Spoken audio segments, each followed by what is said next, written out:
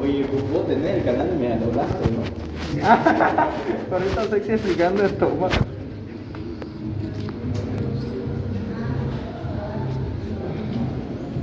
Entonces, este tema de acá es familiar ya para ustedes, lo que es glándulas anexas, ¿ya?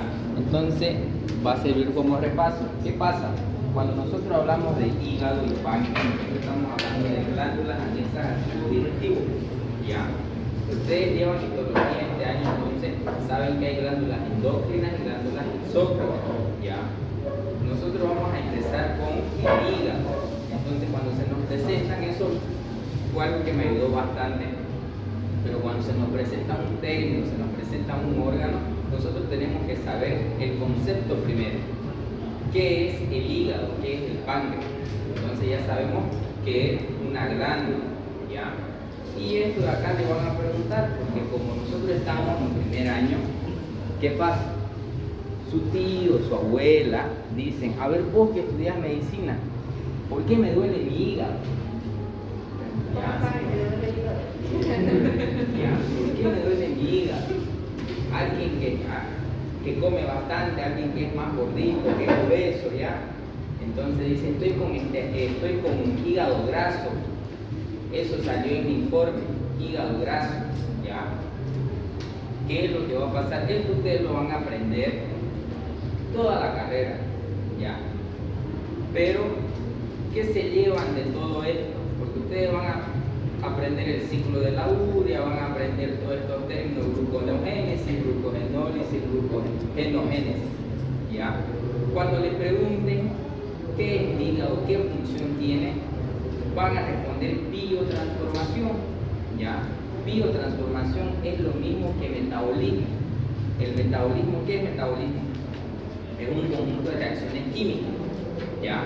Entonces, este hígado es como el laboratorio de nuestro cuerpo.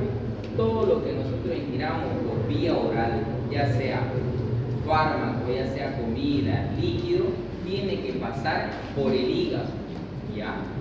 ¿Cuál es el dato de tamaño acá? Que es la glándula anexa más grande del cuerpo humano, ¿ya? Entonces, de esta diapositiva sacamos la palabra biotransformación. Entonces ya sabemos su concepto, que es una glándula, ya sabemos su función. Ahora, ¿qué generalidades nosotros tenemos del hígado? ¿Cuánto pesa el hígado? ¿Me dijeron cuánto pesa el hígado? ¿Perdón? Bien, hay un peso cadavérico y hay un peso funcional. ¿Ya? ¿Perdón? Ya, ese es el peso cadavérico o funcional. Ya.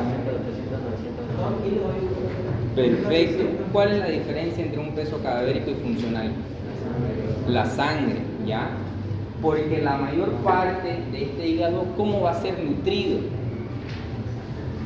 ¿Por qué tipo de irrigación? Ya, está bien, nutricia funcional. Quiero el nombre, la última pregunta que respondieron. Por la que es el sistema Porta. ¿Ya saben qué es un sistema Porta?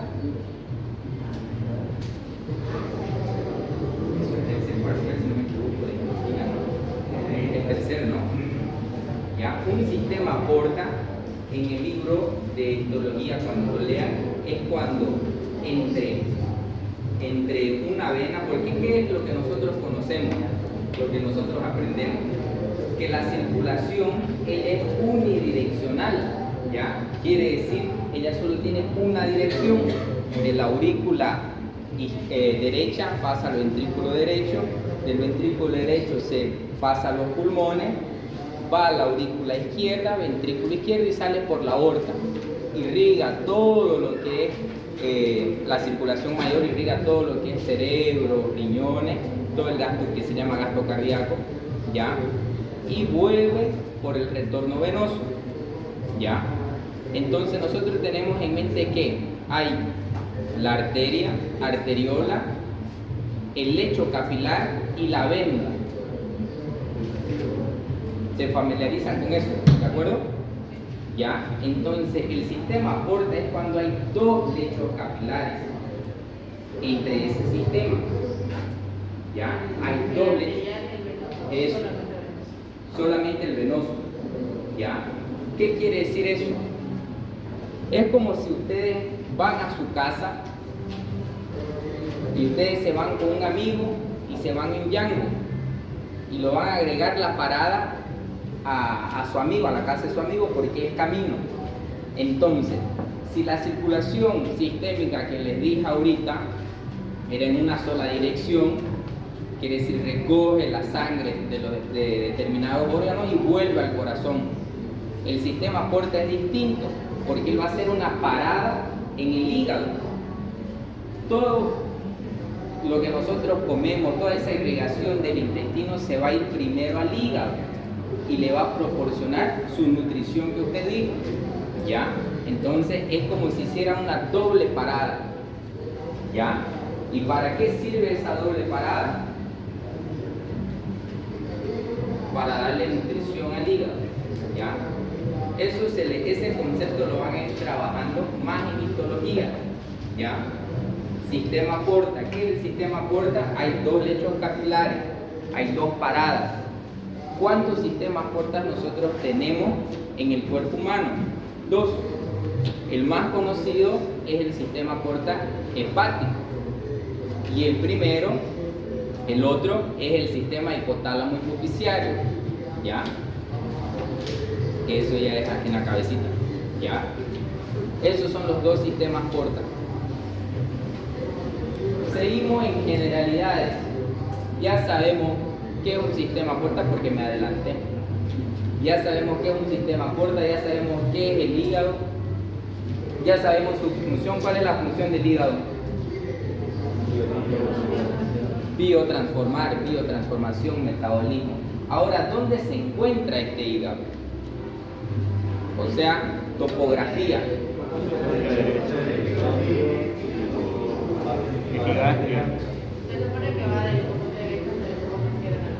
Perfecto, ya. Entonces esa topografía le describieron que pasa una línea vertical de medio clavicular, ¿no? Para formar los 9 cuadrantes. Entonces va a ocupar la mayor parte del hipocondrio derecho, parte del epigastrio y parte del hipocondrio izquierdo. Esa es su topografía, ¿ya? Ya sabemos su peso.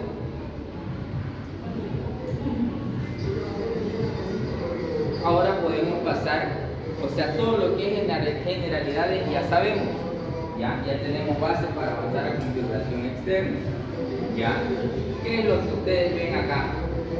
En configuración, ¿qué entienden por configuración externa?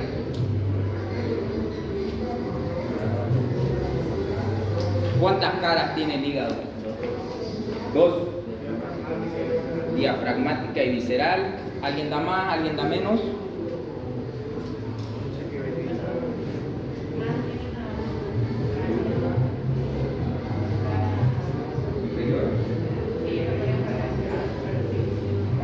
Ya, esta correspondería a la cara visceral feliz. Ya. Eso va a depender de cada autor. Nosotros estamos en primer año, entonces hay Rubier, hay Latarjet, hay Testit, ¿ya? Aquí Testit yo lo puse en la K porque él considera 3 caras y un borde. ¿Cuál es la tercera cara? La cara posterior. La cara posterior va a corresponder al área desnuda. ¿Ya escucharon eso? ¿Sí, no? ¿Es familiar? ¿Por qué se le dice área desnuda? Pues perfecto, es la parte que está desnuda, es la parte que no está cubierta por la cápsula del liso, por el peritoneo. ¿Ya? Y ya que entraron, él dijo el tema, cuando su papá, cuando su abuelo, su tío, le dice, me duele el hígado, ¿está bien? ¿Ya le dolieron el hígado a ustedes? Las vísceras en sí, ellas no duelen, ¿ya? Lo que va a doler, lo que hace sentir ese dolor es la cápsula de Gleason en el caso del hígado. ¿Qué es la cápsula de Gleason? Es una estructura como si fuera una naranja, la cáscara de la naranja lo envuelve al hígado, ¿ya? Y esa estructura de tejido conjuntivo está intensamente inervada, ¿ya? Hay muchas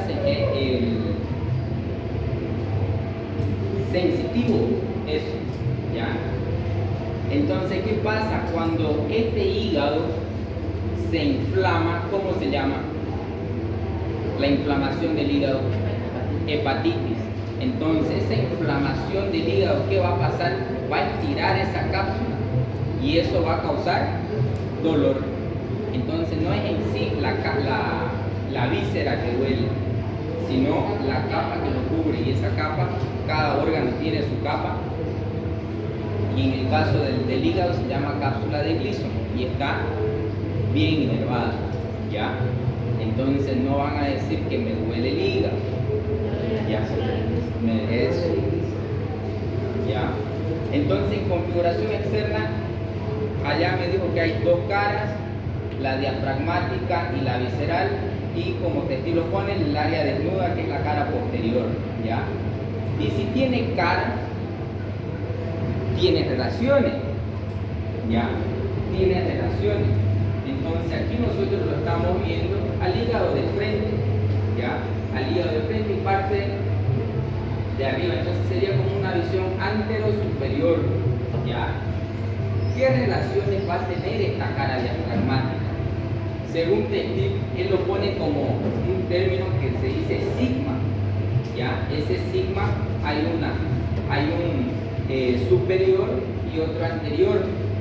¿Qué nos quiere decir con eso? Nos quiere decir que hay relaciones hacia adelante y hacia arriba. Eso es lo que quiere decir. Vamos a empezar primero hacia arriba. ¿Con quién se relaciona el hígado hacia arriba? Con el diafragma, por eso se llama cara diafragmática, ¿ya? Y entre este diafragma, ¿lo ven este espacio que hay acá? Esos son los espacios subfrénicos, ¿ya? Y este espacio va a estar dado por el ligamento, que es como si fuera una corona del hígado. ¿Cómo se llama? Ligamento coronario, perfecto, ¿ya? ¿Y por qué hay este espacio? A pesar de que el hígado, él es la mayor glándula del cuerpo humano, al mismo tiempo, él es muy móvil. Porque cuando nosotros, ella me dice la topografía, hipocondrio derecho, epigastrio, hipocondrio izquierdo, ¿ya? Pero cuando nosotros inspiramos, o sea, metemos aire, el diafragma sube o desciende,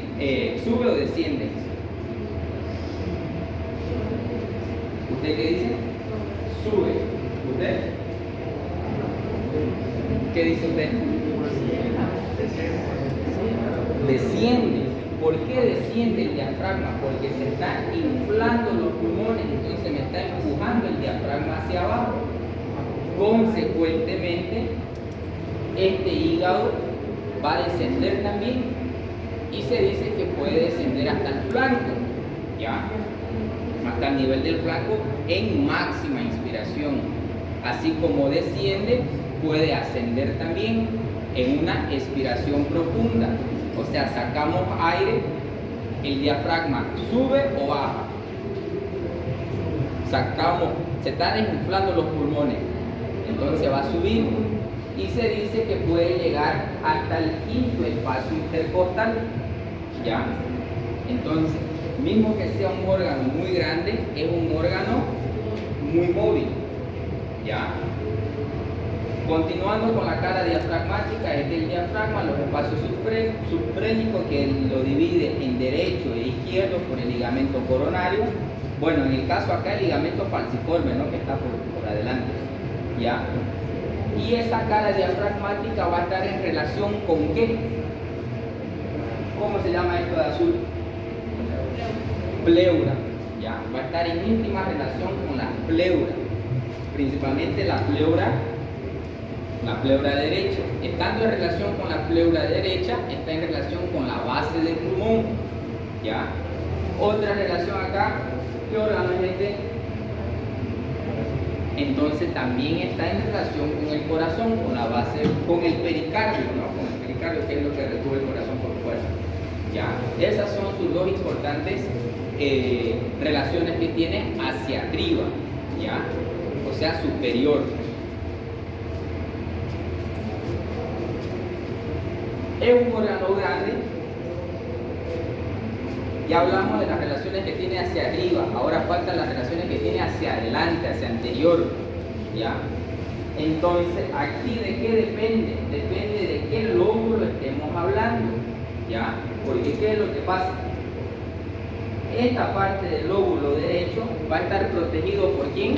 Por las costillas, ¿ya? Por la séptima, la octava, la novena, la décima y la undécima costilla. Entonces, se dice que está siendo protegido el hígado por el hemitórax, porque nosotros tenemos un tórax, ¿de acuerdo? Cuando le digan hemitórax, que es la mitad, entonces está siendo protegido, pero él alcanza el nivel del epigastrio, que ahí ya no hay tórax, ¿ya? Entonces él se pone en directa relación ¿con quién? ¿Qué es eso? Ahí me dice los rectos, músculos rectos del abdomen, ¿ya? Esa es una importante relación. Y por último su lóbulo izquierdo, y acá también está protegido por la parrilla costal, ¿ya? Esa es su cara diafragmática. Ahora veamos su cara visceral. Su cara visceral, mire los detalles que tiene. Entonces, ¿por dónde usted empezaría? Usted dice, o sea, ¿por dónde me ubico? ¿Por dónde puedo empezar a describir?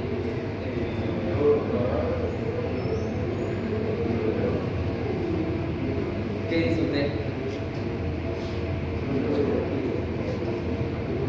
¿Qué es lo más importante que usted ve en esta cara visceral?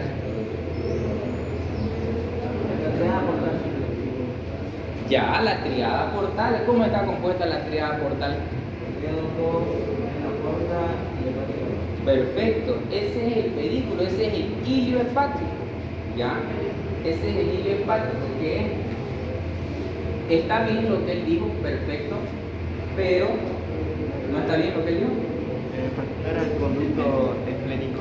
¿Perdón? Conducto esplénico. ¿Cuál es el conducto esplénico? Coledoco era Son tres estructuras de la tríada. Ahí está la vesícula biliar, conducto biliar, ¿ya? Ahorita vamos a hablar del conducto esplénico. ¿El esplénico a qué hace referencia? Al vaso. El vaso está en el otro extremo, que es el hipocondrio izquierdo, ¿ya? Pero si nosotros tenemos un poquito más de imaginación acá, este pedículo está transversal, ¿de acuerdo? Todo de acuerdo. ¿Y ahí forma qué? La H hepática. ¿Cómo está formada esta H hepática? Tenemos aquí la fisura, una fisura sagital, en el caso izquierda, la derecha. ¿Por qué sé que es la derecha? Por la vesícula, ¿ya? Y la transversal. Eso me forma la H hepática, ¿ya? Aquí vamos a empezar por la derecha, ¿ya? Por esta derecha de acá. ¿Qué es esta estructura de acá? Sin ver. Vena cava inferior. Si nosotros sacamos la vena cava inferior, va a quedar el surco de la vena cava inferior, ¿ya? Y si sacamos acá, la retiramos, lo que es la vesícula, queda la fosilla cística, ¿ya? Queda la fosilla cística. Y no es una fisura así continua, así como la izquierda. A este nivel de acá, esta se ve mejor, a este nivel de acá hay una característica. ¿Cómo se llama esa característica?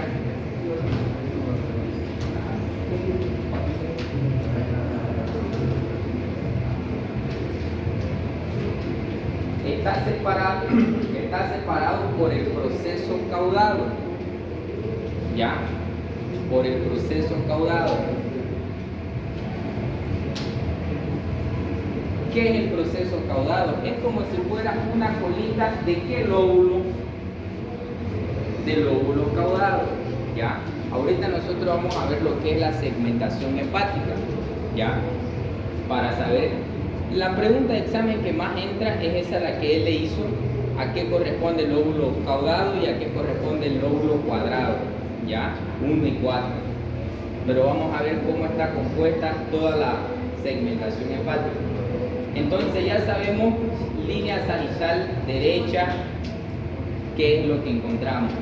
Línea sagital izquierda, esta parte de acá corresponde al ligamento redondo y la de abajo, la anterior, corresponde a lo que es el conducto de Arancio, ¿ya? El conducto de Arancio, que fue muy importante, ¿en dónde? En la vida embrionaria, ¿ya? Porque de ahí salía la vena de Arancio y desembocaba aquí, en la vena cava superior, inferior, ¿ya? Y por último, una diapositiva dedicada a él, que es el porte hepático, el hilio hepático, ¿ya?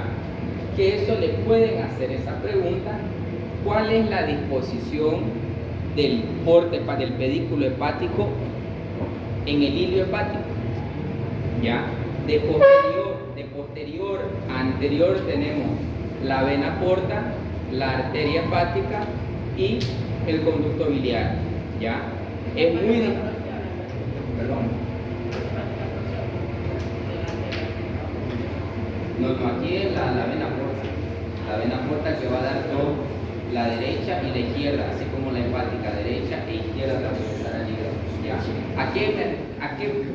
¿A qué se refiere cuando yo hablo pedículo hepático, hilio hepático? Porque hay hilio hepático, hay hilio pulmonar, hay hilio renal. ¿A qué se refiere esa terminología?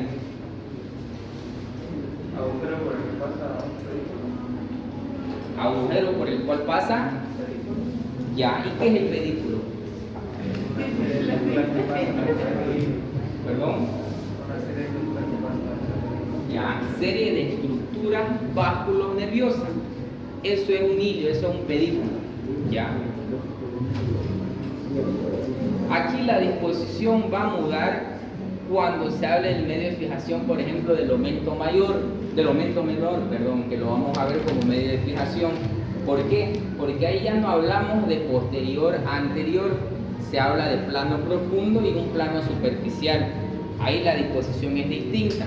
En un plano profundo vamos a tener la vena porta y en un plano superficial a la izquierda tenemos la arteria hepática y más a la derecha tenemos el conducto biliar, ¿ya? Ahora, ¿qué conclusión nosotros llegamos hasta el momento? Él me dijo, el compañero, que se forma en la cara visceral. Lo primero que hay que descubrir, que es la H hepática. Esa H hepática, ¿qué me va a causar? Consecuencia de esa H hepática, la sagital derecha, la transversal y la izquierda. Entonces yo tengo una zona derecha, una zona media y una zona izquierda. Entonces yo ya me organizo un poquito más para hablar de las impresiones que tiene. ¿Qué quiere decir esta impresión? ¿Qué quiere decir esta impresión? ¿Ya? Porque está en relación muy íntima con los órganos para que deje esa impresión, ¿ya? Empezando por la derecha. Esta impresión, ¿qué creen que es? Esta aquí mejora la imagen, porque el hígado está aquí. Entonces nosotros lo que hicimos fue levantarlo, ¿ya? Entonces la primera impresión que le digo es esta.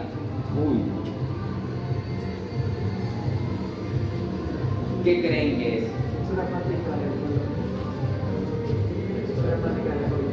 Flexura, ángulo hepático del colon, perfecto. Esta de acá,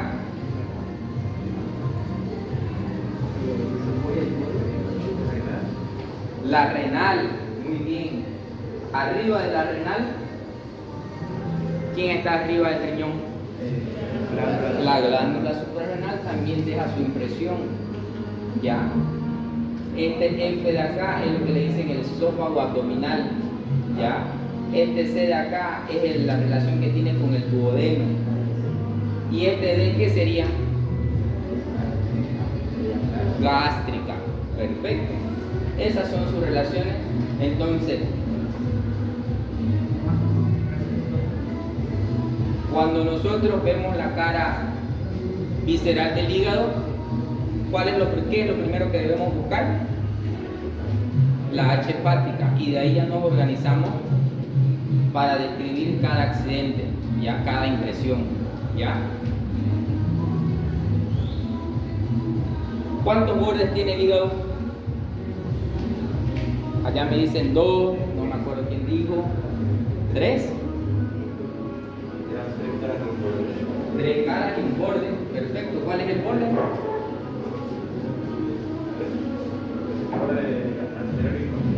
Perdón. El borde anterior, pero lo estamos viendo de frente aquí al hígado. No. Yo digo que es muy grande para que sea un borde. Entonces por eso se denomina cara, la cara anterior, la cara diafragmática. Pero ¿y esto no es familiar para ustedes?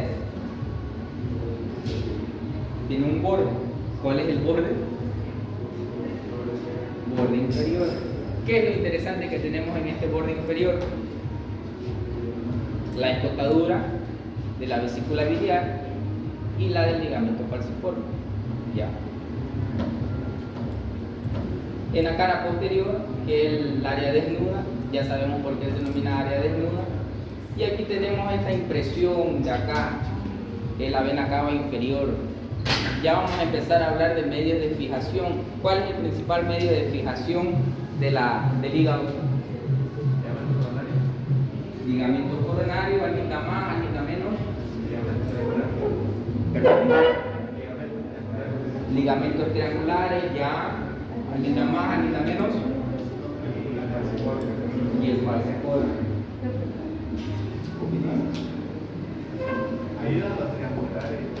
Los triangulares ya lo mencionó. ¿Qué más se le ocurre? Aumento menor, ya. Ese es el principal, por el calibre que tiene esta vena. Y ven este accidente que tiene acá, este lóbulo. ¿Cuál es este lóbulo?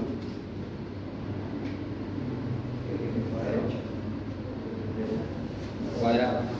Y a veces ese lo abraza, le da un abrazo a la vena cava inferior.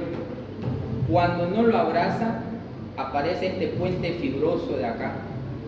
Entonces lo refuerza. Entonces es el principal medio de fijación del hígado. El primero, ¿ya? Cuando ustedes piensen, ¿por qué el hígado queda donde él está? Por esto.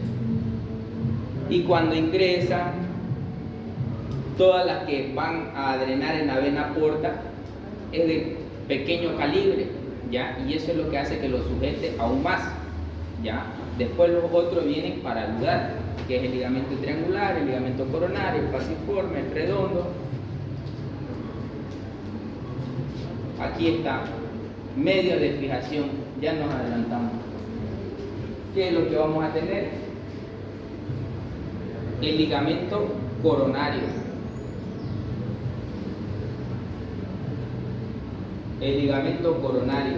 Este ligamento coronario tiene dos hojas, una anterior y otra posterior. ¿Ya? Lo anterior viene de izquierda, pasa, forma el ligamento falciforme y va al otro extremo derecho. Para venir por atrás, lo envuelve al lóbulo caudado, al ilio, y de ahí se forman los ligamentos triangulares, si se dan cuenta. ¿Ya? Entonces, el ligamento coronario es el que me da origen a todos los demás otros ligamentos, el falciforme y los triangulares. ¿Ya?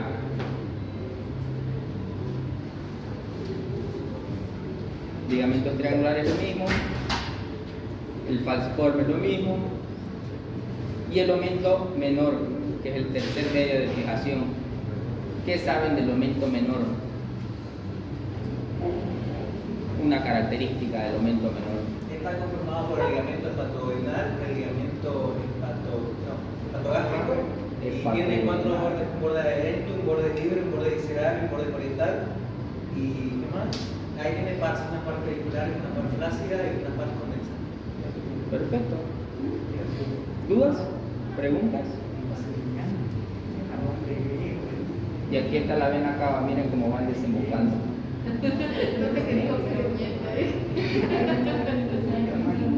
Y ahora lo más importante, la segmentación hepática. Esta segmentación hepática, ¿por qué nosotros empezamos con la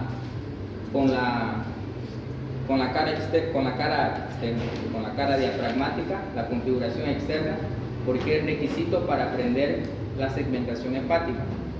A mí me costó bastante, la verdad. ¿Qué cara es esta? Diafragmática, no hay duda, ¿no? Esto es derecho, esto es izquierdo. Ya, como así entonces. ¿Qué va a pasar aquí? Nosotros vamos a agarrar este hígado y lo vamos a levantar y lo vamos a ver de abajo. Y va a pasar esto. ¿Se dan cuenta, no? Lo levantamos el hígado, aquí está la escotadura cíclica, la vesícula biliar, y lo levantamos. Aquí está todo este es el borde inferior. Ahí está la H hepática, el pedículo. ¿Qué es lo que tenemos que entender nosotros para la segmentación hepática? Que la H que nosotros nos imaginamos la vamos a prolongar. ¿Cómo la vamos a prolongar? De esta manera. Este es el modelo, ¿ya? Todo el contorno, ¿ya? Entonces lo que nosotros vamos a hacer es prolongar la sagital izquierda, la sagital derecha y la sagital que es a nivel del pedículo, ¿ya? ¿No hay dudas hasta ahí? Ya, lo que hicimos fue prolongar. Perfecto. Ahora, en la segmentación, ellos utilizan un eje, que es el eje anteroposterior, que este eje de acá, ya, es el derecho.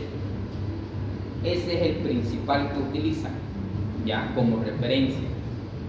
Todo lo que está a la izquierda de este eje va a ser izquierdo, todo lo que está a la derecha va a ser derecho, ¿ya?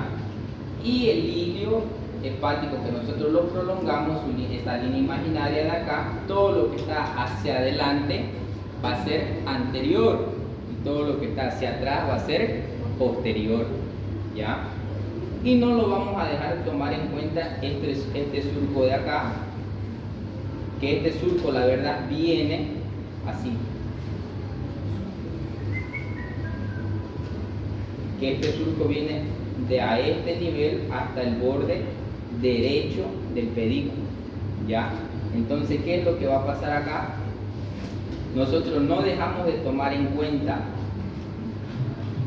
los surcos, pero tenemos dos principales: el eje antero-posterior y el que me divide en anterior y en posterior, ¿ya? Uno vertical y otro horizontal. Este de acá es el izquierdo y este otro es el que lo utiliza, ¿ya? ¿Cómo va a estar dada esta segmentación hepática? Va a estar dada en el sentido contrario de las manillas del reloj, ¿ya? Contrario. ¿Dónde vamos a empezar? En este de acá, ¿ya? Lo van a escuchar. Que tiene una terminología un poquito más matemática. Este eje de acá, todo lo que está cerca de él se llama paramediano, ¿ya? Quiere decir que está cerca, quiere decir que está paralelo a este eje de acá. Todo lo que está de esta línea, de esta sagital izquierda para acá, es lateral, ¿ya? Quiere decir que está lejos. Entonces ustedes van a escuchar que le van a decir: este segmento es paramediano. ¿Por qué? Porque está cerca del eje anteroposterior. Él es posterior porque está por debajo, o sea, hacia atrás del pedículo, ¿ya? Entonces sería el segmento paramediano posterior, ¿ya? Posterior, ¿qué lado? Izquierdo, ¿ya? ¿A qué corresponde este segmento? Al 1, ¿ya? Corresponde al 1, que es lo que...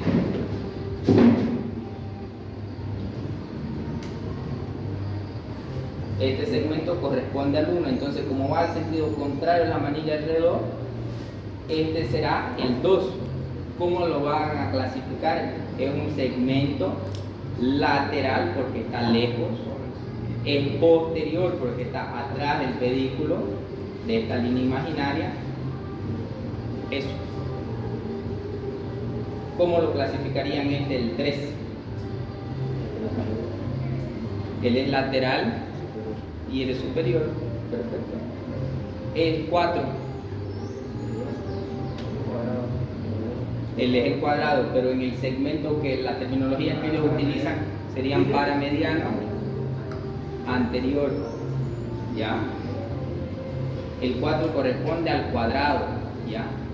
Esto es interesante porque yo me acuerdo, así todo lo que tiene forma geométrica va a ser anterior, ¿ya? Entonces el óvulo cuadrado anterior queda anterior, eso para identificar en el cadáver.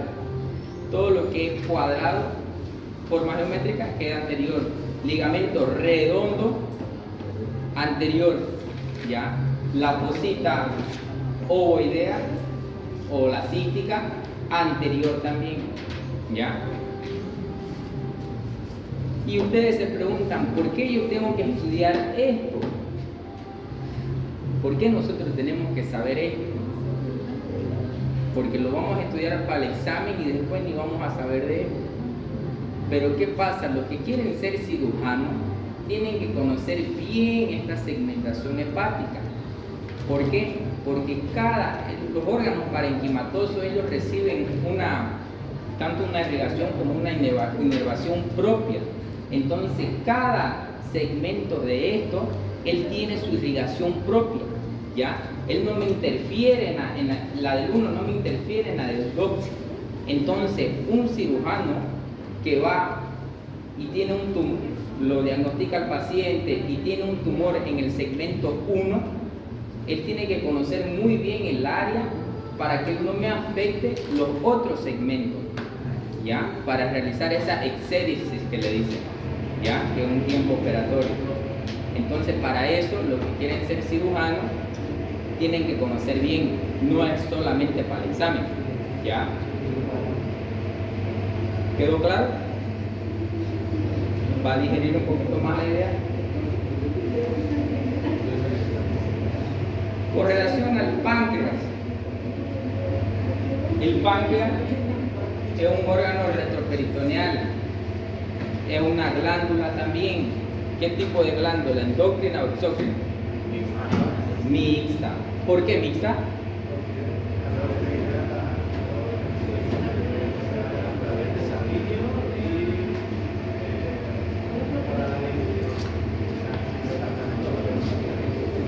Ya, perfecto. En endocrina, ¿de quién vamos a hablar? ¿De quiénes vamos a hablar? Vamos a hablar de los islotes de Langerhans, ¿ya? Que estos islotes de Langerhans corresponden al 2% de la glándula. ¿Y por qué se le denomina islotes? Porque son como si fuera el páncreas un país y va a tener pequeñas islas. Y en esas islas van a estar las células que él dice, alfa, beta, delta, hay también las células PP, pero esas son las tres principales. La alfa, ¿qué me secreta? Glucagón. La beta, ¿qué me secreta? ¿Para qué me sirve la insulina? Para bajar la glucosa en sangre. Perfecto. ¿Y para qué me sirve la delta? ¿Qué me secreta? Somatostatina. ¿Ya?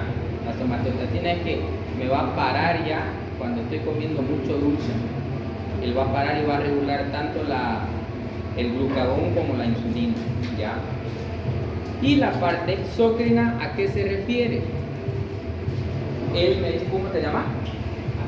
Anderson. Anderson nos dijo que es para la digestión, y esa digestión va a ser gracias a un jugo enzimático que tiene el jugo pancreático, perfecto, se entiende, al jugo pancreático. Y eso, ¿cómo lo va a secretar? Porque todo lo que es hormona lo secreta hacia la sangre y exócrino hacia afuera, ¿ya? Entonces, a través de este conducto, ¿cómo se llama este conducto? Conducto pancreático de Wilson, ¿ya? Y este de acá, el de Santorini, o también el accesorio, ¿no? ¿Por qué accesorio? Porque yo lo puedo tener, Anderson no lo puede tener, ¿ya? Y este verde de acá, ¿qué será? El conducto colédoco, perfecto, ¿ya? ¿Cómo va a estar dividido este páncreas anatómicamente? Tenemos una cabeza, un cuerpo y una cola. ¿Qué me une el cuerpo y la cabeza? El cuello, entonces también se le dice istmo, ¿no? Y esta cabeza de acá, hay un proceso que se llama proceso uncinado, ¿ya? Unciforme también. Entonces, ¿qué es lo que va a pasar acá? Como él le da la vuelta aquí, va a formar esta incisura, porque está en portugués, esta cisura o escotadura pancreática. ¿Qué pasa por ahí, Alejandro? Arteria vena, ¿cuáles? Mesentéricas superiores, perfecto. ¿Ya? Entonces, generalidades, ya sabemos sus generalidades. ¿Cuáles son sus generalidades? Es una glándula. ¿Dónde está ubicada?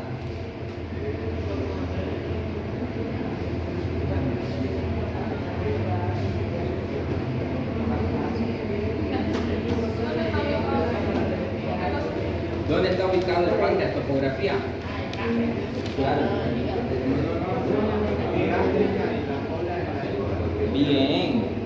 ¿Y qué parte no es retroperitoneal? La cola, el páncreas, perfecto. ¿Ya? Y estas son sus relaciones que va a tener, ¿ya? Sus relaciones anteriores, las posteriores, también es posterior acá. ¿Qué me interesa de esta diapositiva de acá? Que nosotros no hablamos de la vesícula. ¿Quién me produce la bilis? La vesícula, ¿no es?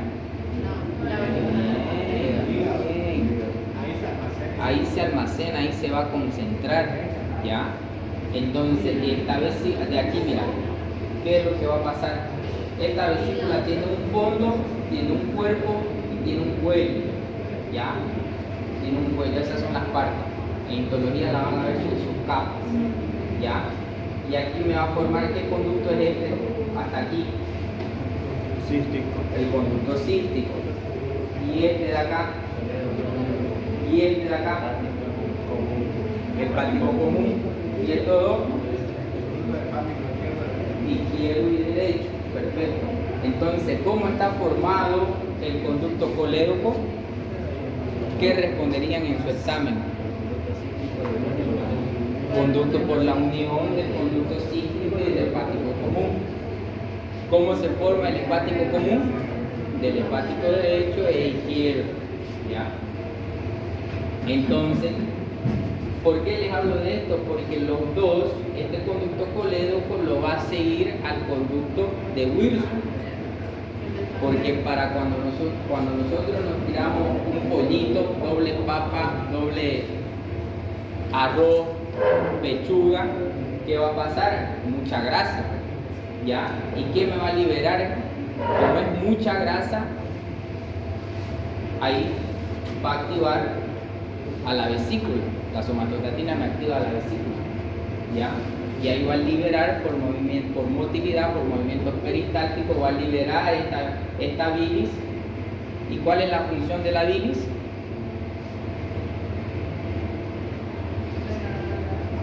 Degradar grasa, emulsificación, ¿ya?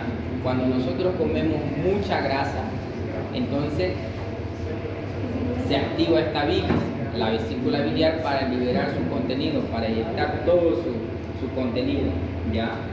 Y también se activa lo que es el conducto de Wilson, que va a desembocar en la primera porción del duodeno, segunda porción del duodeno, ¿ya? ¿A qué nivel desemboca? A la segunda porción del duodeno. ¿Dónde desemboca? Carúncula mayor, papila duodenal mayor, ¿ya? Y va a formar una dilatación. ¿Cómo se llama esa dilatación? Ampolla de Vatel. ¿Y qué es la ampolla de Vatel? De Wilson y Florida Poledono. Ya.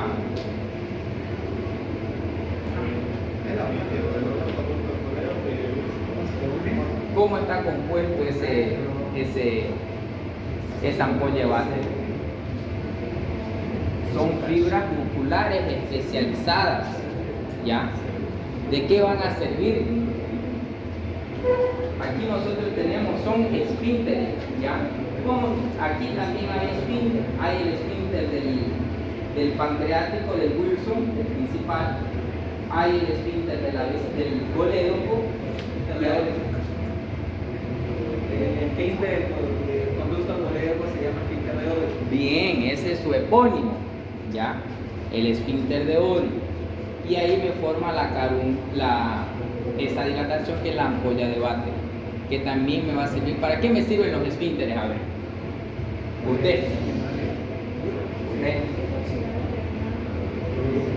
Sirve para que pase de poco a poco. Ahorita ¿Qué quiere decir esto? Exacto, eso. Para que el esfínter acá se va a activar por segundo mensajero, todo eso que van a aprender, se va a activar y se va a dilatar, y ahí va a permitir el paso de bilis, ¿ya? Esto, ¿cómo se movimienta esta bilis? Hasta acá, por movimiento peristáltico, ¿ya? Lo mismo para el tubo pancreático. ¿Y qué es lo interesante acá? Que esto no es totalmente indispensable para el cuerpo, porque ustedes seguramente ya escucharon, a mi tía le sacaron la vesícula, ¿ya? ¿No? Entonces, ella vive normal su vida.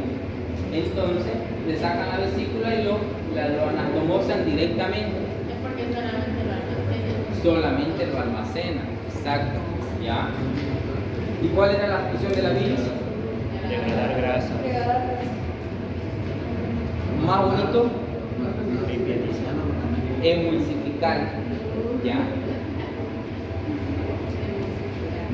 Se van a acordar de mí cuando le dije, ¿ya? Aquí está, ¿cómo se llama esto? Ampolla de Vatel, sirve como esfínter, ¿ya? Y aquí está su irrigación que respondieron. Tenemos dos arcos. ¿Cuáles son esos arcos? Usted. ¿Se acuerdan? Tenemos dos arcos para la irrigación del páncreas. ¿Qué dice usted?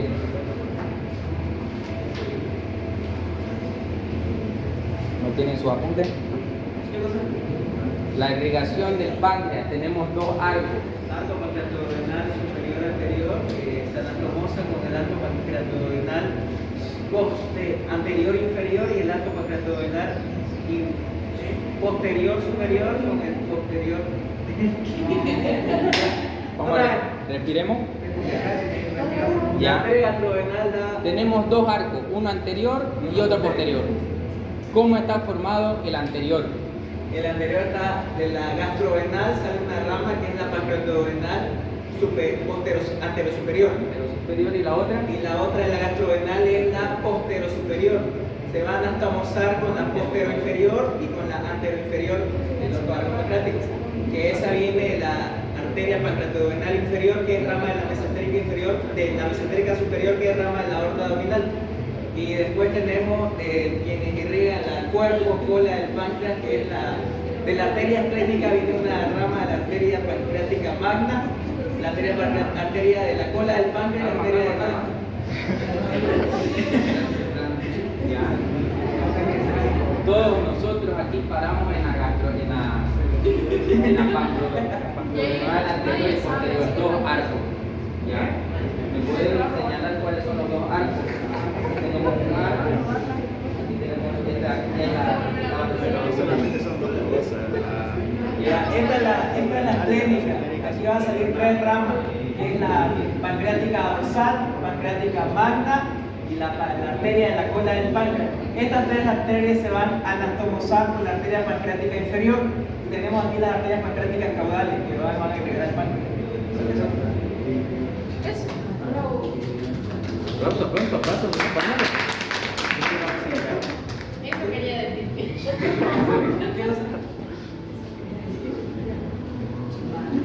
Drenaje venoso, ¿cómo va a estar dado el drenaje venoso? Lo mismo que él dijo, solo que a la vuelta. Ya, principalmente por la esplénica. ¿Cómo va a estar formada? ¿Dónde va a drenar todo eso? En la vena porta. ¿Cómo está formada la vena porta? Y más la vena esplénica. Y la inervación. Como es una glándula, entonces tenemos simpático y parasimpático. ¿Ya? Lo simpático por los plexos y el parasimpático por quién? Nervio vago. ¿Ya? Porque el nervio vago, ¿qué es esto de acá? El estómago. Entonces me inerva todo el estómago y aprovecha para inervar el páncreas. ¿Ya? Ustedes me dieron la clase. Dudas, preguntas, comentarios, chistes.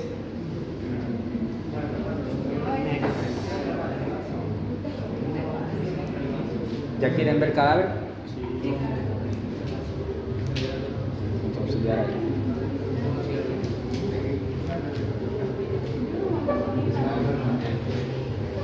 Sí, quieren ver cadáver. Jair, trae por favor los huesos de Entonces vamos a ver la parte práctica por si le llegamos a preguntar también su parcial práctico. Ya así que vamos a poner hueso mingundearlo. Dijeron que no pusieron hueso en la entrevista. Pero esta vez vamos a poner. Les estoy avisando. ¿Seguro? Sí. Ya. Vamos a poner.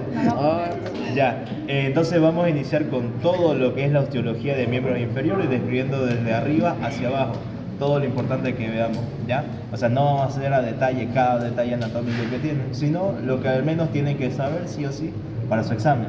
Y ese examen está a la vuelta de la esquina, ¿ya? Entonces empecemos con el hueso coxal, chicos. El hueso coxal en sí es un conjunto de tres huesos. Toda esta parte superior que estoy señalando corresponde a qué cosa? El ilium. Bien. Toda esta otra parte, isquion. Y esta parte más medial, el pubis. Bien, entonces esos tres huesos conforman el hueso coxal. Ahora, ¿cómo estudiamos este hueso de acá? Resulta que para su estudio presenta dos caras, una cara lateral o externa y una cara medial o interna. ¿Ya? Ahora, ¿cómo me doy cuenta cuál cara es cuál? ¿Qué piensan? Viéndolo así directamente al hueso. La prominencia esta. Eso. Ustedes ven al acetábulo, es lo más característico, si ustedes quieren decirlo así. ¿Y qué van a saber? Que el acetábulo siempre se encuentra en la cara lateral. Entonces, si yo veo el acetábulo, estoy en cara lateral. Si no lo veo el acetábulo, estoy en cara medial.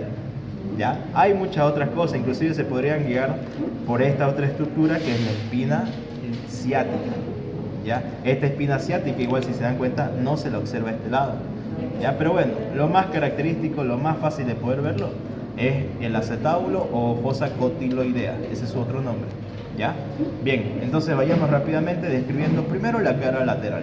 En la cara lateral, chicos, vamos a ir desde arriba hacia abajo. Nos vamos a encontrar en la parte del ilium en toda su extensión esta cara de acá que se llama la fosa ilíaca externa o fosa glútea. ¿Por qué se llama fosa glútea? Porque justamente es en toda esta cara donde se vienen a insertar tres músculos glúteos. ¿Y ahí cómo se están insertando? Hacia medial y en toda su extensión prácticamente el músculo glúteo mayor. Ahora, superiormente a esta altura de acá vamos a tener al glúteo medio e inferiormente al glúteo menor. ¿Ya? Entonces, simplemente inserciones musculares, en este caso el músculo glúteo. Si bajamos un poquito, nos encontramos ahora sí con el acetábulo o fosa cotiloidea. ¿Para qué me sirve ese acetábulo? Porque resulta que es esta altura donde la cabeza del fémur viene y se está articulando. Me forma una articulación que le permite realizar movimientos en todas las direcciones. ¿Cómo se le llama entonces esa articulación, chicos? Enartrosis. Más fuerte, sin dudarla. Enartrosis. ¿Otra vez? Enartrosis. ¿Y cómo se llamará la articulación si es entre coxal y fémur? Articulación coxofemoral, ¿no? Facilito. Bien. Entonces, no me interesa que sepan nada más de acá. Sigamos bajando un poquito. Si se dan cuenta, acá tenemos un agujero que se está formando por la presencia de estas tres porciones que tiene el hueso coxal. Este agujero es el agujero obturador, ¿ya? Y su mismo nombre nos indica que va a estar pasando por ahí. ¿Qué creen? Entonces, si es agujero obturador. Más que el músculo lo está atravesando. Nervio obturador, bien, el nervio obturador sí está pasando por ahí. El músculo está ahí, sí, digamos, pero no es que lo está atravesando como tal. Pero el nervio sí lo está atravesando. ¿Nervio obturador, rama de quién es? ¿Del plexo sacro, seguro? Te cuento que el plexo sacro solo da una rama terminal. Y esa no es el nervio obturador. Claro, el nervio obturador es una rama terminal del plexo lumbar. L3, L4. Sí, técnicamente. Ya, nervio obturador es una de las ramas del plexo lumbar. Lo tienen que saber toditas las ramas terminales porque las suelen preguntar. Ya ahorita vamos a ir mencionando otras inclusive. De los plexos. Vayamos por partes. Aparte del nervio obturador, también está pasando una arteria importante. Es la arteria obturatriz. ¿Ya? ¿Rama de quién es la arteria obturatriz? ¿Del tronco anterior o posterior? Bien, bien. Entonces, ya sabemos el agujero obturador, bajemos un poquito más. Fíjense, vamos a aprovechar de escribir acá el pubis. Resulta que el pubis para su estudio va a contar con una rama superior, una rama inferior y entre ellas una eminencia que se la conoce como el tubérculo del pubis, chicos. ¿Se acuerdan por qué era importante ese tubérculo del pubis? ¿Qué venía a insertarse ahí? Ligamento inguinal. Ligamento inguinal. No me interesa nada más. Ya, entonces, esto quiero que tomen atención. La rama inferior del pubis se junta con la rama del isquio, ¿ya? Y me forman en conjunto lo que se conoce como la rama isquiopubiana. ¿Ya? Ahora, ¿por qué me interesa esta rama isquiopubiana? Porque igual presenta orígenes musculares. ¿Ya? En esta parte posterior y lateral solo se podría observar uno, que sería el origen a esta altura, en todo lo que estoy señalando acá, del músculo aductor mayor o aductor magno. Es lo mismo. Ahora, si nos vamos hacia una vista más medial y anterior, acá tendríamos toda la inserción del músculo aductor mayor. Pero si nos vamos un poquito hacia más medial y superior, más o menos a esta altura de acá, tendríamos la inserción del aductor largo. Y por debajo del aductor largo, el aductor corto. Ya, ahora, no solo tienen esos nombres y los tienen que saber sus otros nombres también.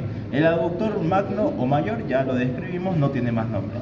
El aductor largo, chicos, también se llama aductor mediano o primer aductor. Ya eso lo tienen que saber. Y el aductor corto, que estaba por debajo del largo, se llama aductor menor o segundo aductor. Ya, esos son todos sus nombres, pero al día de hoy simplemente son magno, aductor largo y aductor corto, ¿ya? Pero tienen que saber igual sus otros nombres. Bien, entonces con esta cara ya describimos los principales detalles anatómicos, no nos vamos a desplayar mucho más. Esto sí quiero que sepamos. Vamos a pasar ahora a una cara medial. En la cara medial, ¿qué me interesa? Si había una fosa ilíaca externa, va a haber una fosa ilíaca interna. Bien, ¿y qué musculito se va a estar originando en esta fosa ilíaca interna? El músculo ilíaco. Bien, ¿y dónde se inserta ese músculo ilíaco? Porque eso es importante. No. Fíjate. Estamos acá ahorita. Este es mi fémur. Esta es mi fosa ilíaca interna. ¿Ya? Entonces en el fémur, chicos, van a ver que hacia medial tiene una pequeña elevación que se la conoce como el trocánter menor. Bien. Entonces, ¿qué hace el músculo ilíaco? Resulta que él va descendiendo sus fibras musculares y a esta altura del fémur se topa con las fibras del músculo psoas mayor, formando lo que se conoce como el músculo psoas ilíaco. Y ese músculo psoas ilíaco se inserta en un tendón en conjunto a nivel del trocánter menor. ¿Qué cosa? Ah, claro, o sea, los huesos sí, pero eso es para que entiendan. Esta es la otra. Ajá. Ya, eso es para que se entienda. Bien, entonces eso chicos, no se olviden. Lo suelen preguntar igual. ¿Ya?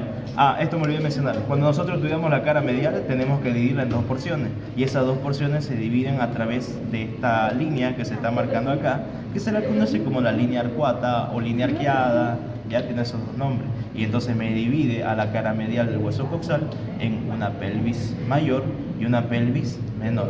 La pelvis menor, lo más descriptivo nuevamente es el agujero creador, pero ya lo vimos, no lo voy a volver a escribir. Y la pelvis mayor sí me interesa que sepan la fosa ilíaca interna. Ya esa no se las perdono.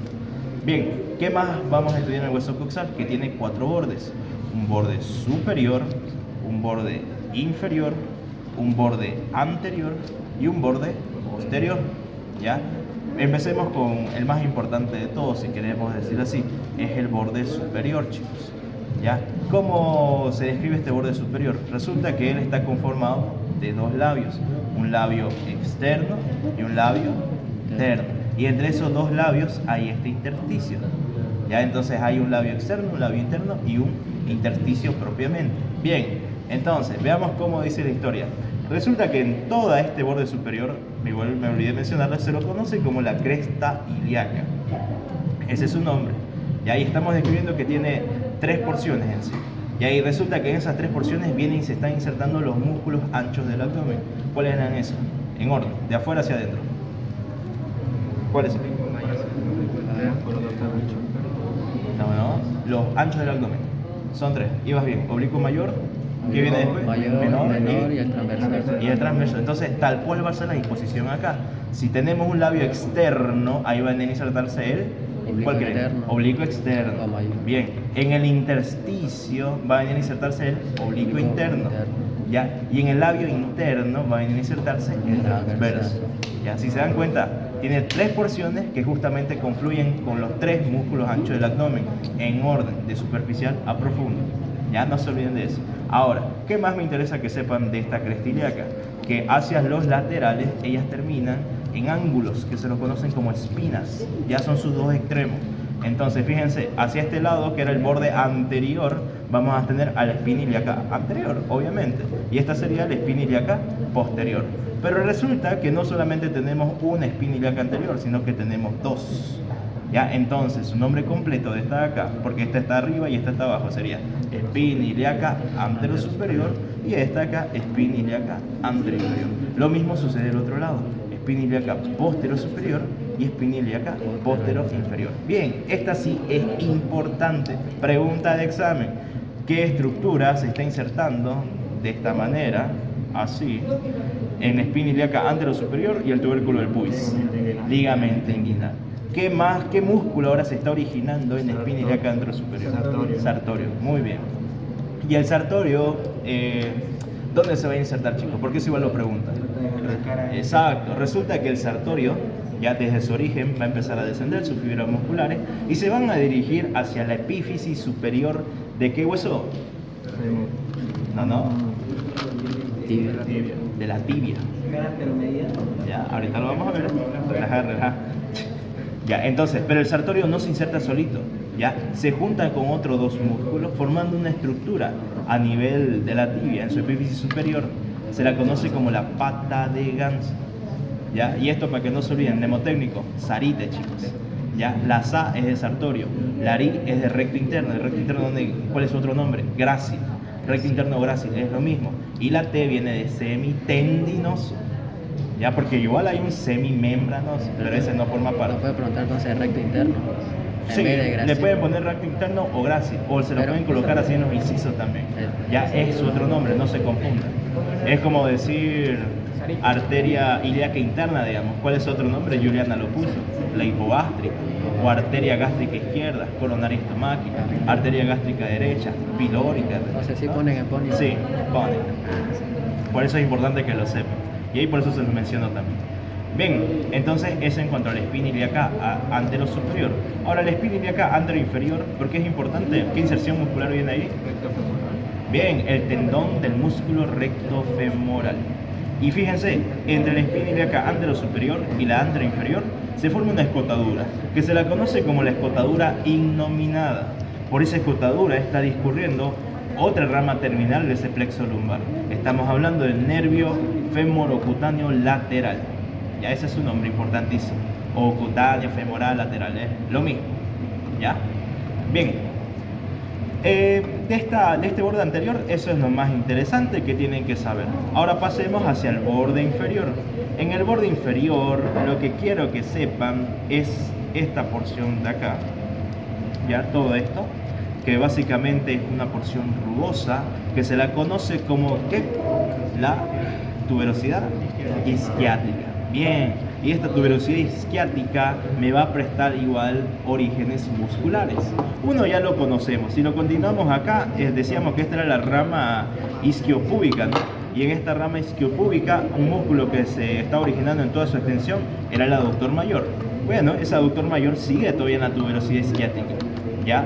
Y aparte de ese músculo aductor mayor, vamos a tener a los dos semis. Entonces, un mayor con dos semis vienen en la tuberosidad isquiática. Ya sabemos cuál es el mayor, el aductor mayor propiamente. ¿Y cuáles son las semis? Semitendinoso, más medialmente, y semimembranoso, más lateralmente. Y ahí ese semitendinoso va a seguir el mismo recorrido que el sartorio.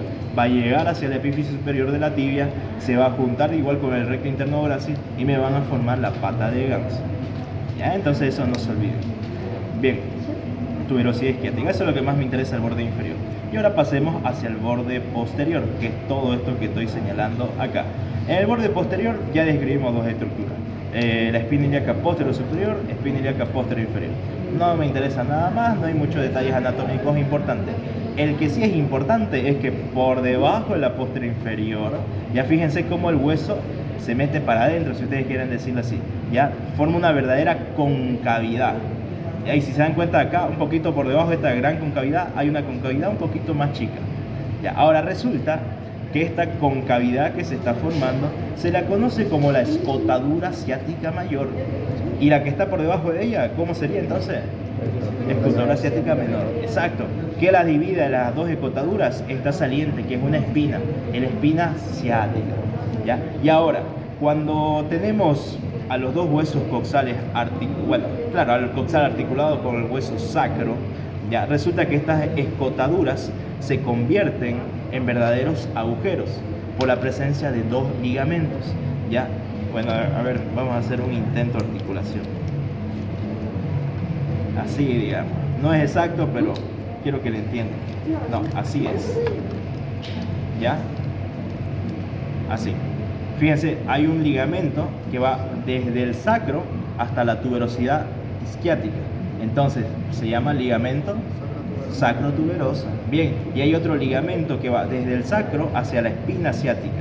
Sería ligamento sacroespinoso. Bien, entonces esos dos ligamentos, chicos, son los que me van a formar estas escotaduras como agujero. Entonces dejan de llamarse escotadura ciática mayor y ciática menor y empiezan a llamarse agujero ciático mayor y agujero ciático menor. Y ahora tienen ustedes que saber qué está pasando por cada uno de ellos. Bien, empecemos con el ciático mayor entonces. Primero que nada pasa un montón de cosas, pero vamos a ir delimitándolo. Primero va a pasar un músculo. ¿Qué músculo es? El músculo piriforme o piramidal. Por arriba del músculo piriforme o piramidal van a pasar los vasos. Los vasos glúteos superiores y el nervio glúteo superior respectivamente. Y por debajo de ese músculo piriforme, lo contrario, los vasos glúteo inferior y el nervio glúteo inferior. Un poquito más por debajo de esos vasos y nervios que estoy describiendo, va a pasar el nervio más voluminoso que tenemos en el cuerpo humano, que está conformado por todas las ramas terminales del plexo sacro. ¿Ya? Entonces decíamos que esto era así, fíjense, ya más o menos. Y resulta que acá en mi hueso sacro, por todos estos agujeritos salen los nervios raquídeos.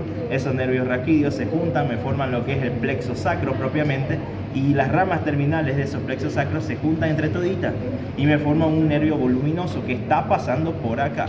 Estoy hablando del nervio ciático. Ya recuerden, este agujero ciático. Entonces concluye, ¿no? Por debajo del nervio ciático, chicos, va a estar pasando el nervio femorocutáneo posterior. Ya todas esas cosas. Bien, Ahora, pasemos al agujero ciático menor. ¿Qué está pasando por ahí? Para empezar, los pudendos. ¿Ya? Va a estar pasando los vasos pudendo internos y va a estar pasando el nervio pudendo propiamente. ¿Ya? Lo mismo, por ahí está discurriendo el músculo pudendo interno también, pero no lo está atravesando como tal. ¿Ya? Eso igual tiene que saber. Bien, entonces eso en cuanto a hueso coxal, si se dan cuenta no es tan complicado, al menos los detalles importantes ya los repasamos. ¿Dudas, preguntas que tengan? ¿Bien? ¿Todo? Ok. Describamos rápidamente acá el hueso sacro, chicos. Si se dan cuenta, este hueso sacro tiene forma de una pirámide, si ustedes quieren decir, con base superior y con vértice inferior. Bien, en la base superior, toda esta parte que estoy señalando se lo conoce como el... No. Su nombre como tal. El promontorio. ¿Ya? Ahora, todo esto acá. Ahora, fíjense. Si nosotros observamos desde una vista superior al hueso sacro, no vamos a encontrar que a este nivel se encuentra todavía el conducto donde está pasando la médula espinal. Pero a este nivel ya no existe la médula espinal. La médula espinal termina entre L2 y L4. Y estos son S1, S2, S3, S4, digamos. Ya, entonces, ¿qué está pasando por ahí exactamente? Las raíces nerviosas de los nervios raquídeos que están naciendo de la médula espinal. Cuando lo veamos en neuro, ahí se va a entender muchísimo mejor todo eso. Cuestión que a esta altura resulta que todos los cuerpos vertebrales ya están fusionados y me forman únicamente estos agujeros sacros. Entonces, por cada uno de estos agujeros sacros están pasando los nervios raquídeos, o sea, los nervios sacro 1, sacro 2, sacro 3, etcétera, etcétera, etcétera. Ya, todos esos nervios salen, se juntan y me forman como rama terminal al nervio ciático mayor. Luego tiene un montón de colaterales, no me importa, pero el ciático mayor no se pueden olvidar nunca. ¿Ya? Otro detalle importante, a nivel de S3, chicos, es mi punto de referencia para decir que ahí se está iniciando el recto. ¿Ya? Eso igual no se pueden olvidar. Bien, a ver qué más interesante, el sacro. El origen del ciático L4 a S3. Sí. Ah, ya, y esta partecita final, que acá se ve mejor, su vértice, corresponde al coxis propiamente. ¿Ya? Eso. Ahora sí, pasemos a describir este otro hueso. Este es muchísimo más interesante, tiene mucho más detalles anatómicos, es importantísimo que lo sepan, ¿ya? Bien, el hueso fémur, chicos, para empezar, veamos disposición anatómica. ¿Cómo se dan cuenta que es una vista anterior, que es una vista posterior? ¿Qué dicen? ¿Qué dicen? La cabeza. Ya, por la cabeza del fémur, puede ser su punto de referencia. ¿Qué más? El tronco anterior tiene que estar orientado Ya, posteromedial, ¿no? ¿Y medial es hacia adentro o hacia afuera? Hacia adentro, ¿no? Entonces, en teoría, de momento, igual lo mismo que la cabeza del fémur. Aquí tenemos mi trocante menor, está mi cabeza, se supone que esto está hacia adentro. Ya, ¿con qué más me puedo guiar, digamos? Ya, también es un punto de referencia, pero algo más característico, chicos, que puedan ver en el cuerpo, a ver. Eso, en una vista posterior se van a encontrar con todo este accidente de acá, ya, que corresponde a la línea áspera. Bien, entonces, este sería un hueso fémur del lado derecho o del lado izquierdo. Del lado derecho, ya, bien, porque la cabeza está mirando hacia medial, el trocánter menor igual, ya, y la línea áspera se encuentra en la parte posterior. Si esta línea áspera estuviera acá, ni cagando sería derecho, ¿no? Bien, así funciona igual. Ya, bien. Entonces, como cualquier hueso largo, esto es siempre lo mismo. Cuenta con dos cabezas que se la conocen como epífisis. Bien, la epífisis que está más cerca del origen se la conoce como epífisis proximal y la que está más lejos del origen, epífisis distal. ¿Y todo el cuerpo cómo lo llamamos? Diáfisis. Bien, más que claro entonces. Metáfisis a esta altura ya no existe porque este es un hueso de un adulto. Metáfisis solo hay en niños porque eso permite que el hueso siga creciendo. Está ubicado entre la epífisis y la diáfisis. ¿Ya? Bien. Ya. Entonces, fíjense, cuando nosotros hablamos de la diáfisis del fémur, vamos a estudiar tres caras. Una cara anterior, que es la que les estoy mostrando acá. y posteriormente vamos a ver que tiene dos caras posteriores. Esas dos caras posteriores están divididas por la presencia de esta línea, que es la línea áspera. Entonces tenemos una cara postero-medial y una cara postero-lateral. ¿Ya? Empecemos con la cara anterior. Lo único que quiero que sepan es que en toda esta cara anterior se está originando un músculo que lo está cubriendo en toda su extensión. ¿Ya? Es el músculo vasto intermedio. Bien. Entonces vayámonos ahora a la cara posterior, porque no hay nada más interesante que escribir acá. En la cara posterior, lo más particular es describir a esta línea áspera. Y bueno, resulta que esta línea áspera, así como describimos al borde superior del coxal, cuenta con dos labios, ¿ya? Un labio medial y un labio lateral. Y entre medio de esos labios hay un espacio que se lo conoce como el intersticio, ¿ya? Eso lo tienen que saber. Ahora, en toda esta línea áspera se insertan un montón de músculos, ¿ya? Y vamos a ver desde lo más fácil a lo más complicadito. Lo más fácil es simplemente relacionando nombres. Si tenemos un labio interno o medial, va a venir a insertarse ¿qué vasto? El vasto interno o medial, ¿no? Lo mismo, si tenemos un labio externo o lateral, ¿qué vasto se va a estar originando? Vasto lateral o externo, ¿ven? Es lo mismo, facilito de momento. Bien, ahora, entre los dos labios mencionamos que había un intersticio, ¿no? Ese intersticio ya lo vamos a separar en una parte derecha, una parte izquierda y una parte central. De momento, en toda la parte central de ese intersticio se va a estar originando el músculo aductor mayor, o también llamado aductor superior. magno. Bien, ahora vayámonos hacia la parte izquierda. Ya, la parte izquierda vamos a ver que en toda la porción superior, chicos, se va a estar originando lo que es el músculo aductor corto. Y por debajo del origen del aductor corto, el músculo aductor largo. Ahora, si nos vamos hacia la parte derecha, si ustedes quieren la parte más lateral, ¿ya? Y en la parte inferior, ahí se va a estar originando la cabeza larga del músculo bíceps femoral. ¿Ya? Bien, no se perdieron hasta ahí, ¿no? ¿Nadie? Ok.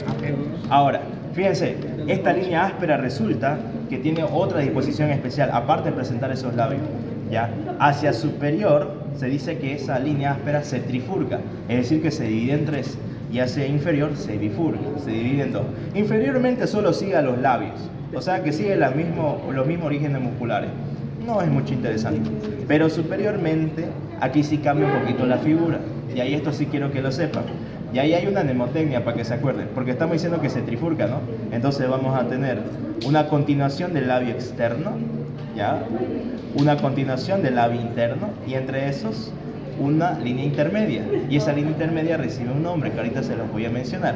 Veamos la continuación del labio externo, todo esto que estoy señalando acá, ahorita, todo eso. Eso, chicos, básicamente es continuación del mismo músculo que se estaba insertando en esta cresta interna. ¿Qué músculo era? Vasto medial o vasto interno, exacto. Ya, ahora vayamos hacia el labio externo, que es lo que estoy señalando acá en este momento. En la parte superior de este labio externo, nosotros decíamos que la propia línea áspera era el vasto externo o vasto lateral, ¿no? Pero en la parte superior, ya en esta trifurcación, ya no hay origen del vasto lateral o vasto externo. El que se está originando es del músculo glúteo mayor. Bien, y entre estas dos líneas estábamos diciendo que había una intermedia, ¿ya? Y en esa intermedia, chicos, que ahorita la voy a señalar, fíjense, todo ese recorrido, resulta que ella viene, pasa por debajo del trocánter menor. Ya esa es su disposición. Bien, ¿ahí qué músculo se está originando? Se la conoce también como línea pectínea, y con eso lo ayudo. Músculo pectíneo. ¿Ve? Facilito, ¿no? Y ahí de repente, Testic también describe que puede existir una línea accesoria, una cuarta línea. Ya, pero bueno, en este caso no se está viendo. De todas formas, si existiera, estaría lateral a esa línea intermedia. Y ahí también continuaría con la inserción del músculo aductor corto. ¿Ya? Entonces, la mnemotecnia, chicos, para que no se olviden nunca de esta parte de la línea áspera superior, es Viviana patea a... ¿cuál era esta de acá? Viviana patea. A Gustavo, esa era, Viviana patea a Gustavo. ¿Por qué? La vi de vasto interno, ya lo abreviamos. Viviana patea, la pa es de pectíneo, ya ese es intermedio. La a que sobra es por si existe la cuarta línea, que sería al aductor corto. Y Gustavo por glúteo mayor. Ya no sé, yo me acuerdo así.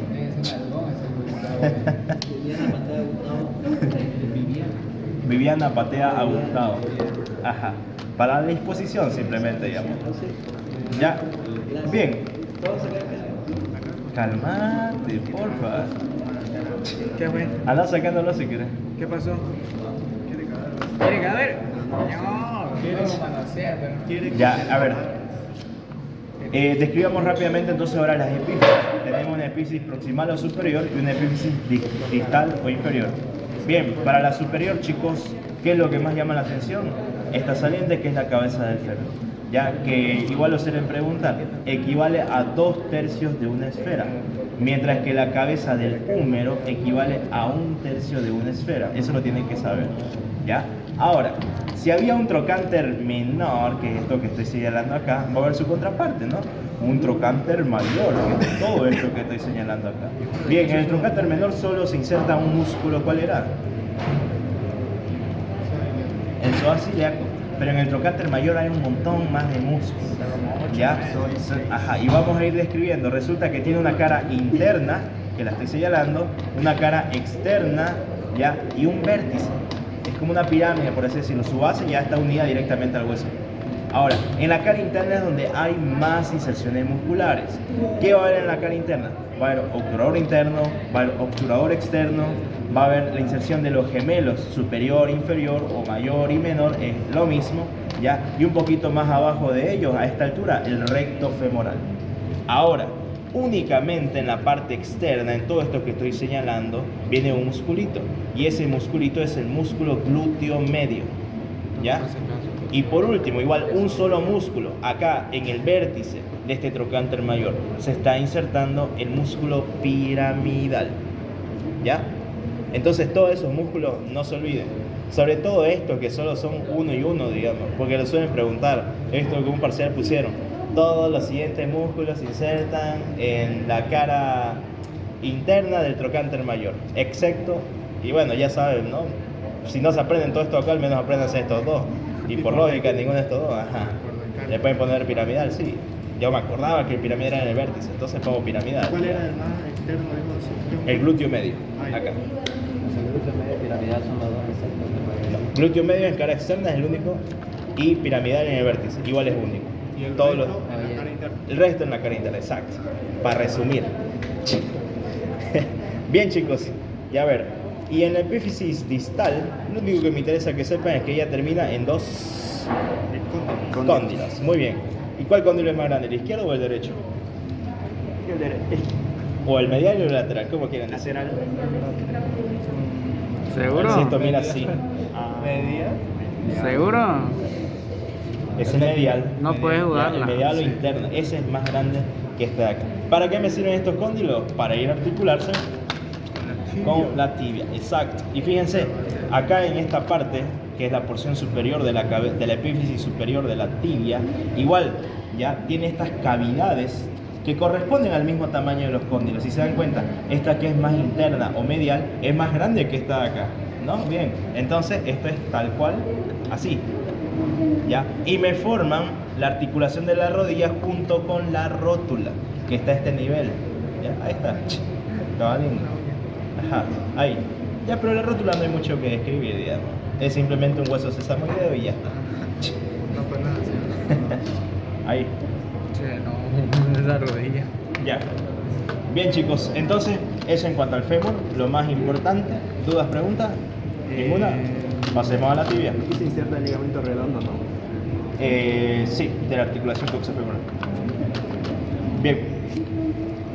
En la tibia, tal cual, tenemos un cuerpo, dos epífisis. En el cuerpo, ¿qué me va a llamar la atención de la tibia? Que para empezar, si nosotros nos vamos a una parte posterior, a toda esta altura que estoy señalando ahorita, no la confunda con esta por favor, esta es otra cosa. Todo esto que estoy así delimitando con mi dedito ya corresponde a la línea del sóleo. Y en la línea del sóleo vamos a encontrar que me sirve para delimitar 3 inserciones musculares de igual manera. Entonces hay una inserción superior a la línea del sóleo, hay una inserción en la propia línea del sóleo y hay una inserción por debajo de la línea del sóleo. ¿Ya?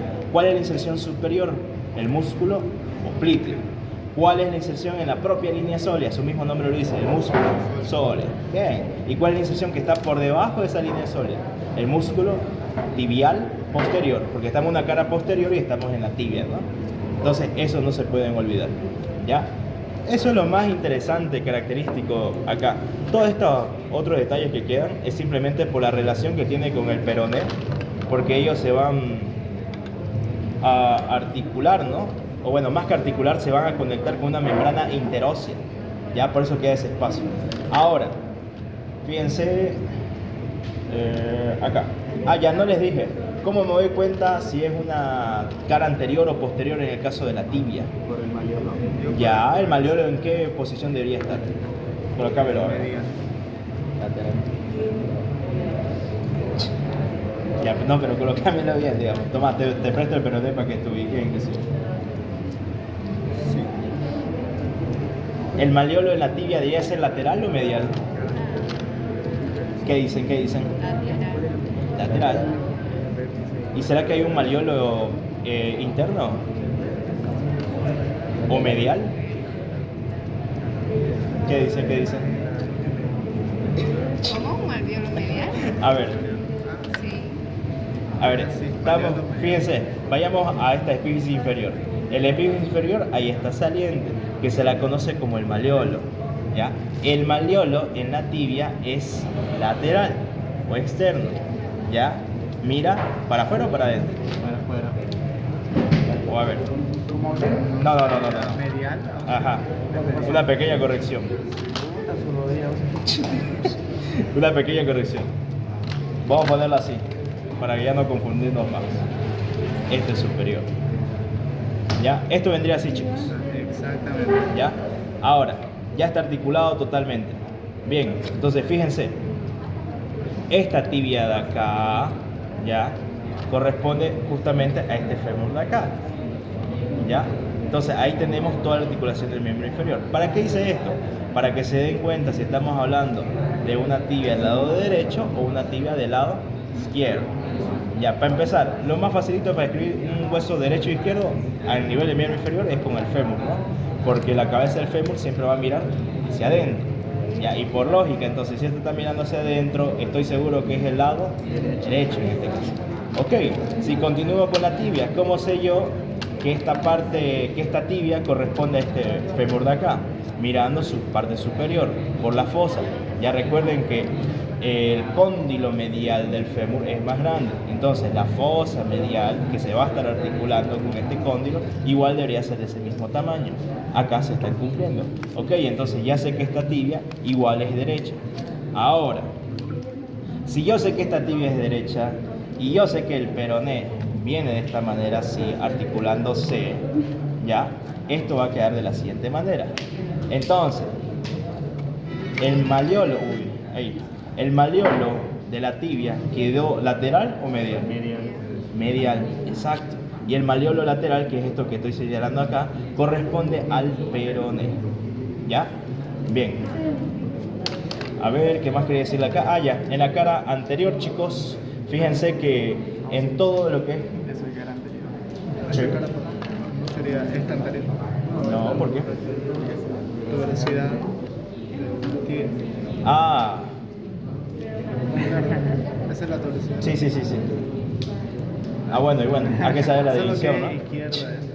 Ya, fíjense, en todo lo que es la cara anterior, chicos, igual se divide en dos partes, ¿ya? Ajá, exacto. ¿Y cuál es la característica? Que en toda la parte medial y anterior está desprovista de inserciones musculares, o sea,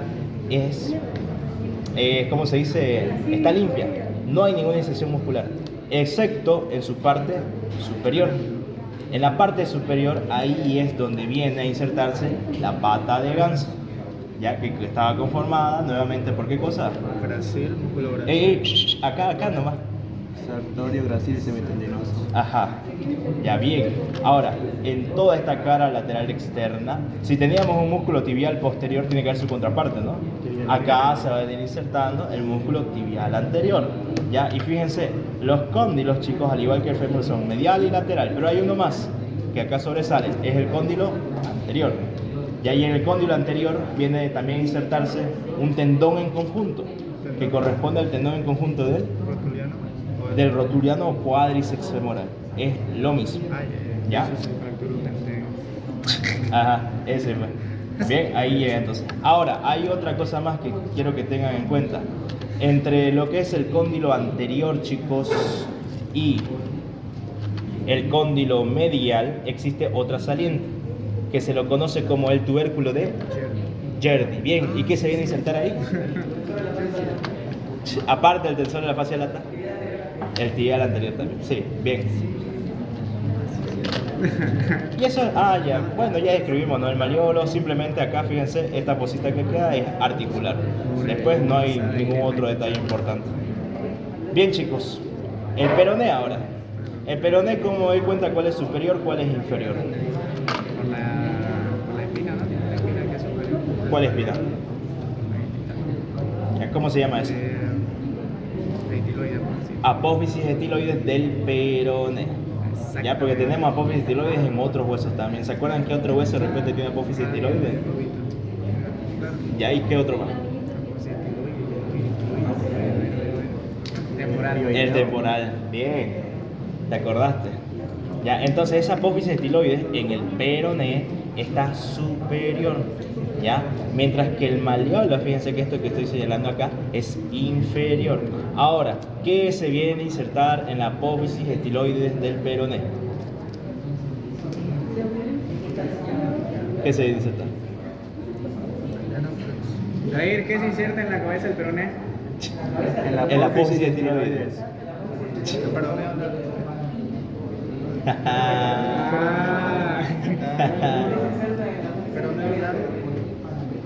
Va por ahí, va por ahí.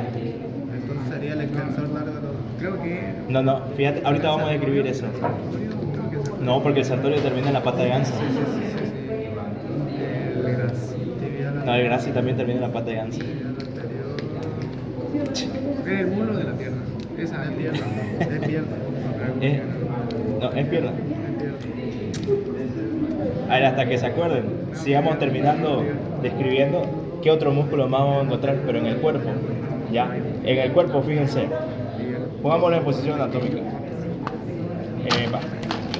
Está así. Así iría, aprox. ¿Ya? Entonces, en este cuerpo, en lo que es su cara anterior, chicos, acá vamos a tener igual dos separaciones. Y estas dos separaciones son importantes, porque la que mira más medialmente, vamos a tener inserción de músculos flexores. Y son músculos flexores largos, porque tenemos un músculo flexor largo de los dedos y un músculo flexor largo del dedo gordo, propiamente. ¿Ya? Y en esta otra parte lateral vamos a tener inserciones de los músculos peroneos, que son un peroneo largo propiamente y un peroneo corto. Ya tiene esa disposición. Bien, después lo mismo, esta parte que queda del malleolo, simplemente igual es particular si terminan formando la articulación del pie. O sea, no hay mucho más misterio. ¿Ya? Ahora, ¿qué más tienen que saber? Que el peroné no forma parte de la articulación de la rodilla. ¿Ya? Lo que sí forma parte es la articulación del pie. Y luego él superiormente se está articulando por su propia cuenta con la tibia, para formar una articulación de la pierna propiamente. Pero la rodilla nada que ver. Ya, eso tienen que saber, sí o sí. Bien, en el pie no hay mucho que describir, la verdad. Tienen que saber lo mismo que a nivel de la mano, las distintas hileras, ya. Una importante, que es lo que existe entre el astrágalo y... A ver, cuando nosotros hablamos de hueso del pie, estamos hablando de qué huesito. Vayamos desde arriba hacia abajo. No. Ya el astrágalo, por debajo de ese. Calcáneo, bien. Por delante del calcáneo. Cuboides. Eso. ¿Quién está en comunicación con el navicular? Ya que lo mencionaste. La las cuñas, con el informe. No, no, esas están por delante, pero por detrás de él. En la apófisis estiloidea no es parte del sóleo, el astrálago. No, ¿cuál es tu pregunta? Sí, está por detrás. Claro, de la- tenés, mirá, aquí está mi astrágalo, Sí. por debajo está el calcáneo, ¿no ves? Acá por delante del calcáneo va a estar el cuboides, exacto, y por delante el astrágalo, El navicular. el navicular, exacto, ahora sí, ¿no ves? Ahora, ¿qué quiero que se acuerden esto? Esto lo vimos en la primera clase de todita, ¿ya? Que hay una articulación celar o encilla de montar que se está dando entre quiénes, entre el astrágalo y el cuboide, ¿ya? No se pueden olvidar esa, es importante. Bien, ¿qué más? Luego el navicular, ¿con quiénes se está articulando? Anteriormente con las tres cuñas. ¿Ya? ¿Y cuáles son esas tres cuñas? Cuña medial, intermedia y lateral. Eso, medial, intermedia y lateral. Y ya Primera, está. segunda, tercera. Exactamente, reciben esos nombres. Luego viene la misma disposición que la mano. Si en la mano habían metacarpiano, en el pie hay metatarsiano. Eso, y luego viene la falange, que es tal cual lo mismo. Bien. Y eso es osteología. Ahora, ¿cuál es el músculo que digo que se Era el bíceps insertaba? femoral. Bíceps femoral. Eso, el tendón conjunto del bíceps femoral. O sea, las dos cabezas del bíceps, la corta y la larga, a esta altura de la apófisis estiloides del peroné se están insertando. A ver, buscando. Tiene Es que ir ese, a- es ese. Tiene que ir a explicar a los otros. Bueno, Le pasa el video, ¿no? ¿Verdad? es verdad, el video. No, Tenemos que ver el cadáver. ¿Verdad? Veamos el cadáver, hay más cosas interesantes que explicar ahí. no se Lo que va a entrar en nuestro Ya práctica. verás, ¿cuál es? ¿Cuál vamos a agarrar? ¿El cuál no atendiste, Iber? Aquí está la línea. Ah, ya, está bien, está bien, está bien. Siempre que hay uno que prácticamente hace Va a haber parcialito oral de auxilio a los que quieren mejorar su nota. Sí. Solo, pero- ¿Quieres mejorar tu nota? Ok. Ya, Iber. A ver, vayamos rápido entonces. Llámalo, llámalo. No son del grupo, son de otro. Mira, se va por acá. Auxil, la disposición del músculo plantar choca con la línea sóleo. ¿Con la tibia? No. Ah, con la línea del sóleo, decís. Esto El va a plantar, explicar. ¿no? Porque hay. Sí. Cuando el sóleo pasa acá, no se refracta hacia el peroné. ¿Cuál? El sóleo, el músculo sóleo, no hay que formar un arco. Ya. El sóleo por donde va pasando. Claro, forma el anillo del sóleo. Claro. No es ese que se inserta igual en la cabeza del peroné porque lo refracta. No. Y si se inserta es más inferior. Porque el único que está insertando en la apófisis estiloide es el tendón del bíceps. Ese estaría más.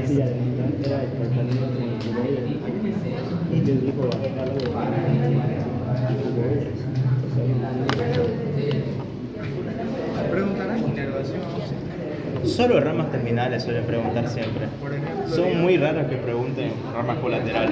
porque en el primer parcial No preguntaron ramas colaterales, ¿no? no, directamente preguntaron, digamos, del flexor radial del carpo, qué nervio, digamos, de ese músculo, qué nervio lo inerva, digamos. Ujú. Igual, lo Acá lo mismo. mismo. Ajá. Por ejemplo, en el facial, igual que tiene un montón de ramas cuando se divide, ¿no? Igual te preguntan qué nervio inerva tal músculo, digamos. Y es el facial, no son tan quisquillosos en saber la rama exacta. Eso lo deja más para examen de auxiliatura, digamos. Ahí sí. Pero después, He visto que entra igual la acción de cada, o la función en este caso. a veces inervación. meten. No, las funciones. La inervación de los nervios. Meten funciones. No debe. Bueno, Ah, un de poquito rotación ahí como interna, para. interna, Sí. flexión. Pero- Por secciones de los músculos, por ejemplo, la sección anterior No me cae bien ya. ¿Cuál era la articulación silla de montar? La celar, la que se